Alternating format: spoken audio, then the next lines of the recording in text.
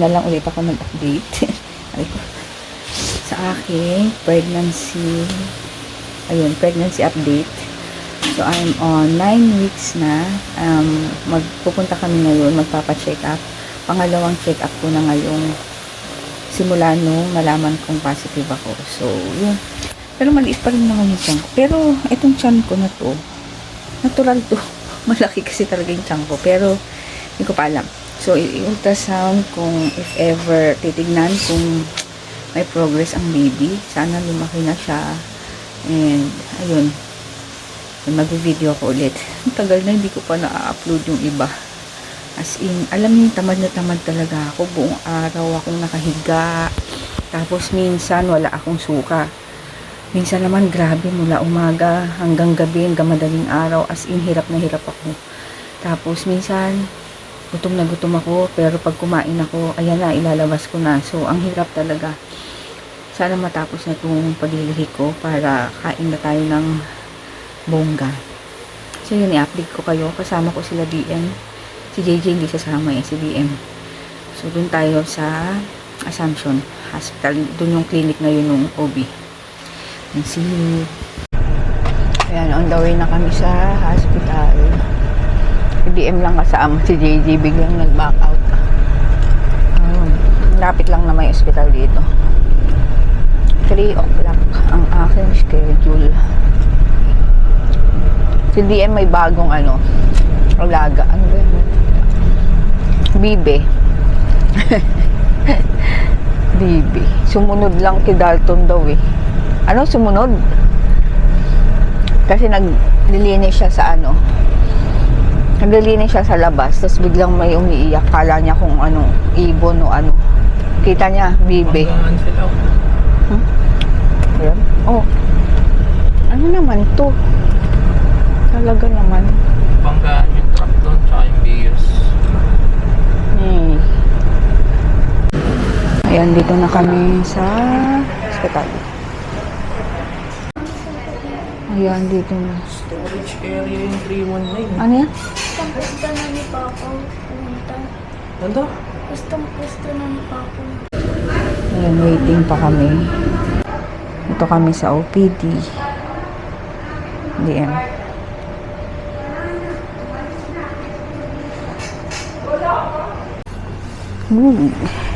Ay, ko. Dito na lang sa chat. Makikita na natin ito. Kaya? Hindi ka na bang... Ewan ko. Yung Astro. Ito na siya. Lumaki na? Ito sa'yo. Ay, Heartbeat. Di ba may heartbeat mo eh. nawala na. Meron pang onte na subchorionic pero maganda pa din. Kuha tayo ng blood flow.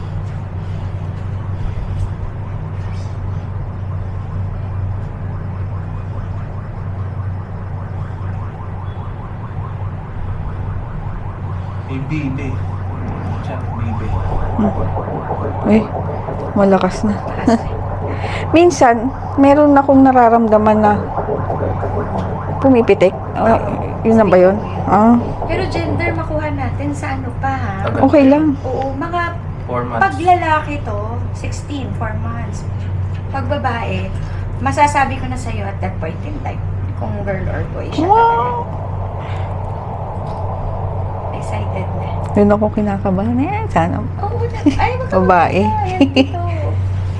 Sana babae para sulit na. Pero yung paglilihim mo kasi at typical na babae. Kasi nung sa kanila, hindi na Hindi umaga na lang. mahirap. Kasi pag boy talaga, more on ano lang, yung feeling nasusuka. Pero hindi talaga Oo. sumusuka ng mayat-mayat. So, Yung by grabe. computation, 9 weeks and 6 days before, di ba, mga nasa 6 to 7, nag-grow na siya ng maganda. Uy. So, we're good. Nag-improve. Tapos, wala na ako nakikita masyadong subchorionic bleeding. Ano ba yun? From here, yung internal bleeding. Tapos, long and close tong cervix mo, pantok. Tapos, dito po, intact, with a good heartbeat. Ayun. Ganda na. Tapos, ganda yung pinaka-GS. So, kung Yung bukol ko makikita mo. hindi na. Hindi. Tabang Ito. malaki kasi siya. Oh, nasa ano to? Nandito lang Oh, siya. sa second cervix. layer Mas lang. tanggalin. Ayan Oh. lang siya. Pagka magaling, tanggalin ko yung katanangan Kasama ng ka. Pati yung Oo. bill mo, gano'n. Gag. Alisin ko tong previous scar mo, tapos Oo ayusin. nga, kasi ba't paluubin, no? Oo, magpa-pluff ako sa ilalim para hindi na siya gumulong. Gumagalaw. Ayun. Oo nga. Gumagalaw. Cute. So, lumaki na. Hindi naman makapal yung batok sa likod eh. Pag titignan mo yung batok yan ha. Yung side niya. Ayan no, kitang-kita yung likod. Hindi siya makapal. So, hopefully hindi na syndrome matiin. Oo, hindi na Bakit pag yung batok? makapal, chances na mag-Down syndrome or may sakit sa puso yung bata, kita na. As Agad? early as now. Mm. Ah, ganun ba yun? Oo, yan yung mga pa-initial congenital anomalies ka na ginagawa. Sana. Ayan, tapos na ako mag-check up. So, okay naman ang baby. Lumaki na. Lumaki na siya. Pero may gamot pa akong... Ay, hindi. Ganun pa din naman.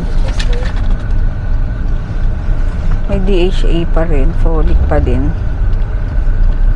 Massachusetts. Hindi naman nagpa-traffic tong ano. Traffic enforcer. Ano na. Puntahan mo, merienda na kami. Vitamin B complex. Kanina pa ako ma-atras po eh. Traffic na. Ayan, dito na yung ano. Sa taktak. Pero, yung pinupuntahan namin, imbis na dito, diretso na. Yan. Follow nyo ako sa Hindi na TikTok. doon. Follow nyo daw siya sa TikTok. Sikat na yan eh. Lalagay ko na lang yung ano niya, TikTok account sa description box. Hindi na tayo nakagawa. Dapat ito kasama to sa ano. Sa ano yan? Sa Kuripot? So, kasi Ayun. pura yung mga tinda rito. Ang hirap pala mag-bike dito, paakyat. Dito na yung mga kainan. Lipat na. Ako rin eh, ngayon lang. Ayan na. Ito yung food park. Kaso wala ito yung size. Sa labas mo pa pa. Gilid. Ayan. Dito. Bigote Cafe. Ay, hindi kayo. Diyan na punta si Bigote. Ate. Dito tayo. Aray. So, dito na lahat sila nagsilipatan.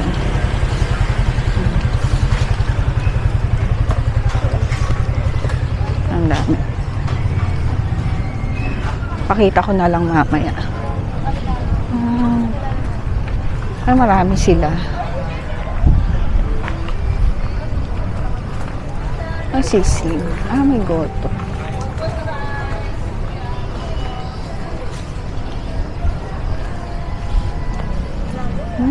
So, dito kami, as usual, sa BK.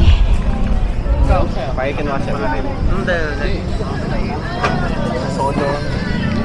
Soda. Ayan. Dito ako sa Liempo. Meron ka? Ayun. Isang liempo. Tsaka ano ko. For barbecue.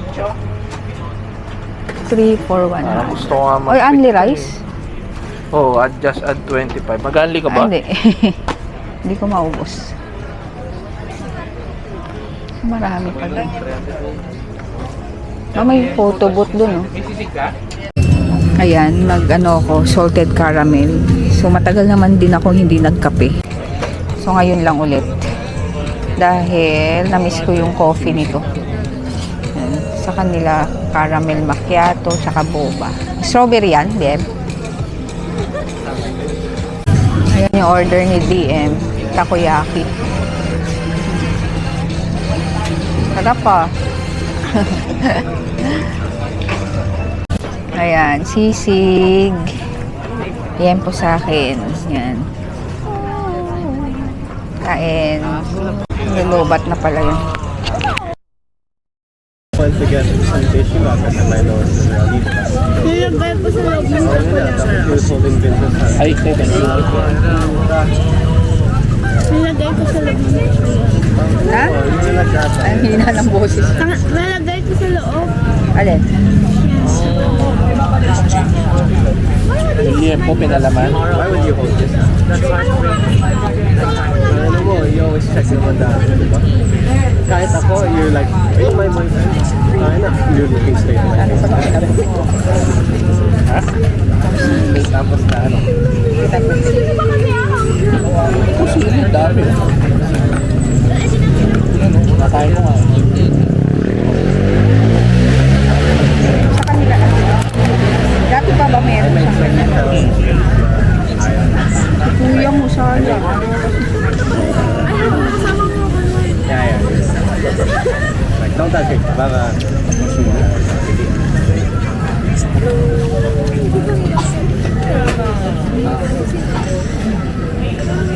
Soft lang kaya ate.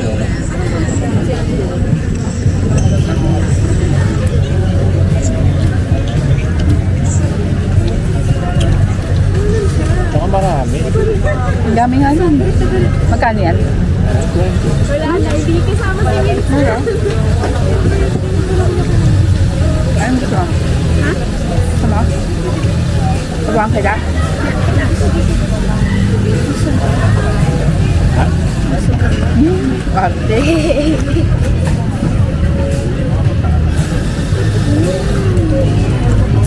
Busog ako. So, nakagano na. Nasa si Min? Gusto niya, eh, naubos niya yung ano eh. like, ano na ba?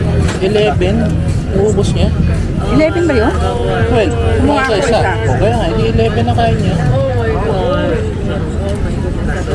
Then I asked you, what can I do? Ano pa? Kuya Kate?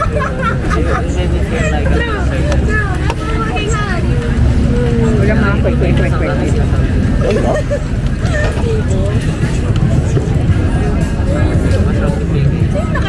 Hindi ka cookie.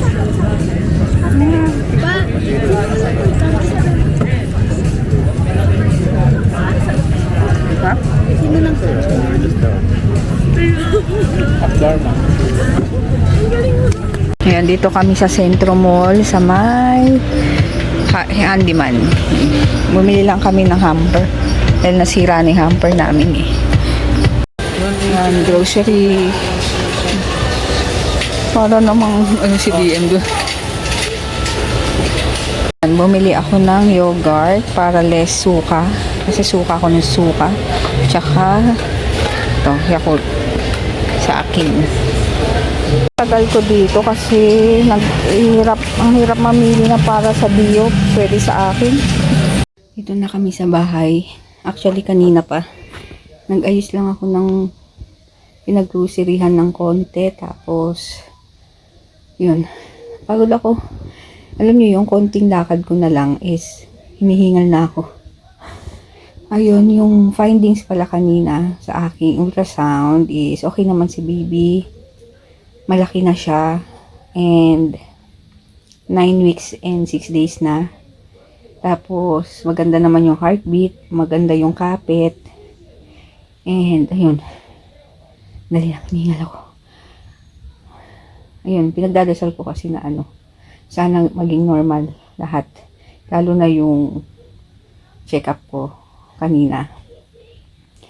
Ayun, buti naman. Thank you, Lord. And sana hanggang sa mga nakako wala maging problema. Oh! Grabe, hinihingal talaga ako. So, ayun, maano pa rin yung paglilihi ko. And anong tawag doon? Parang nasa peak ako ng kahirapan daw ng pagsusuka. Grabe talaga. Sobra. Pero feeling ko mas mahirap yung ngayon kaysa doon sa dalawa. Kasi lalo na nung isang araw, grabe. Para na akong mamamatay na. Hilong-hilo ko para akong may hangover.